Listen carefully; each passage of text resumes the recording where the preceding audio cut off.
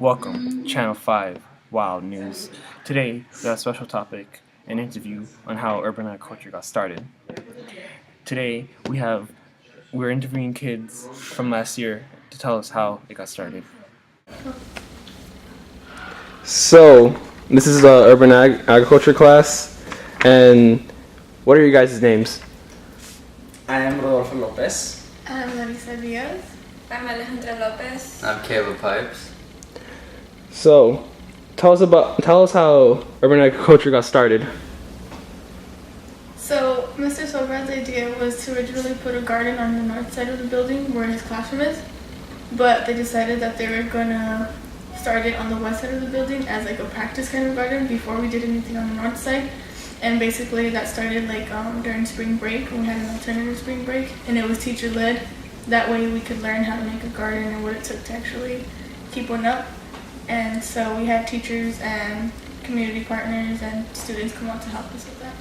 It seemed to be a big student interest, so it eventually made it into the curriculum as a class itself. And this class helps us understand the importance of soil and plants and life in general. Alright.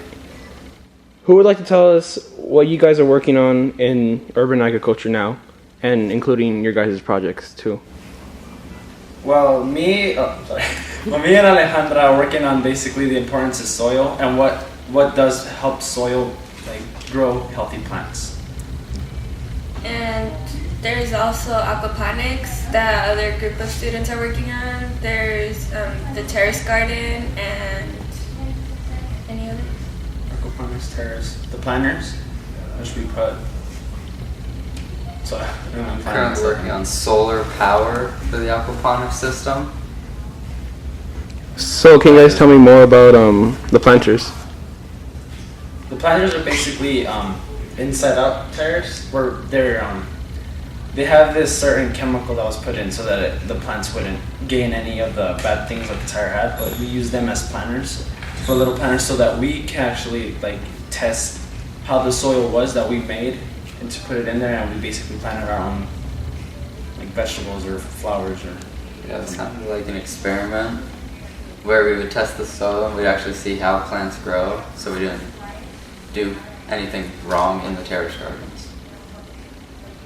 So, what interests you guys into joining urban agriculture?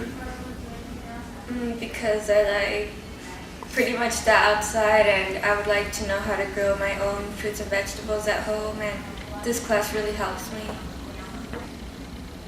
I lived up somewhere where the soil was really nice and gardening and growing things was really easy, and I moved down here, so I can't really garden as much as I used to. So urban ag was kind of just a normal interest for me. I got interested in it after the alternative spring break because I thought it was cool that we started making the terrace garden, because I actually wanted to build a sustainable food system for the school. That way we had our own food to make here instead of just having the school lunch provided for us.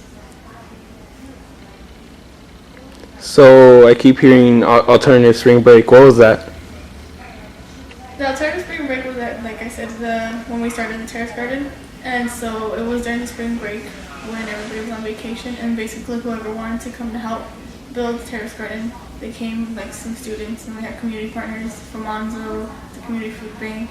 We had teachers like Mr. Medina, Sobran, Nicole, Mr. P coming out to help us as well. What's your favorite thing about urban agriculture and why? Well, I like it because it's mainly we're learning about about different plants and different ways about growing them, like the aquaponics, and how Caleb said he's gonna do the solar power. And it's really interesting. That's why I think it's really cool.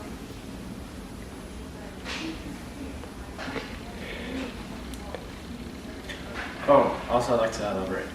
We also did a study on GMOs and why they were bad or good. And we basically had a debate on it, and I learned a lot of things about what GMOs did do and what they were bad for. And so urban agriculture has been very knowledgeable. I've learned a lot of things from it that I would have never learned on my own. What do you like about doing in urban agriculture, and how does it benefit you in your everyday lives and in your future lives? And also, how does it benefit the community? Well, I enjoy the more hands-on part of it. I do like all of it, but the hands-on part pertains more to my future career, you could say. For example, like the aquaponics system, well, I'm going to go into engineering. So learning how all that works is helpful for me.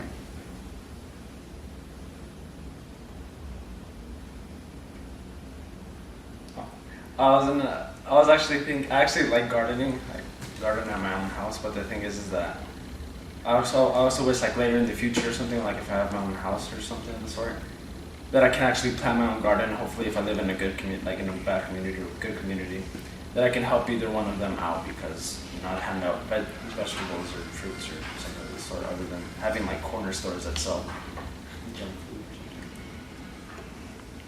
something. So how would it help the community also? Well, from what this school is, we could teach them how to do it at their own house, like how to grow plants or what kind of soil they need if they want to be growing gardens at their own home. And basically, once we get these gardens up and running, we could make a sort of local farmers market, because these plants are all natural and they're not made with any pesticides or herbicides. So that could also help give back to the community by actually giving them healthy food. So what are you guys planning for the community? Yeah, the farmers market and like helping out community with like healthy food. And we can like also partner up with like other community members, like the people we already have partnered up with, like the community food bank, and we can actually like help volunteer. They need more people to volunteer that we can be giving back to, not just here, but somewhere outside of the school as well. So this is a really main question. Why are we doing urban agriculture? I guess it's to help the school and the community, and to help ourselves, because the skills that you learn in urban ag can actually be used in the future to help build like a sustainable food source,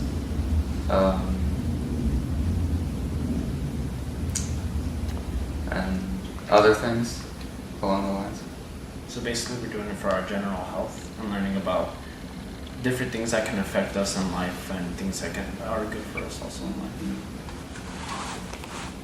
Okay. Well, thank you. That's all we got for today. Can I get your guys' names again? Rodolfo Lopez. Larissa Diaz. Alejandra Lopez. Caleb Pipes. Thank you for your time, and bye.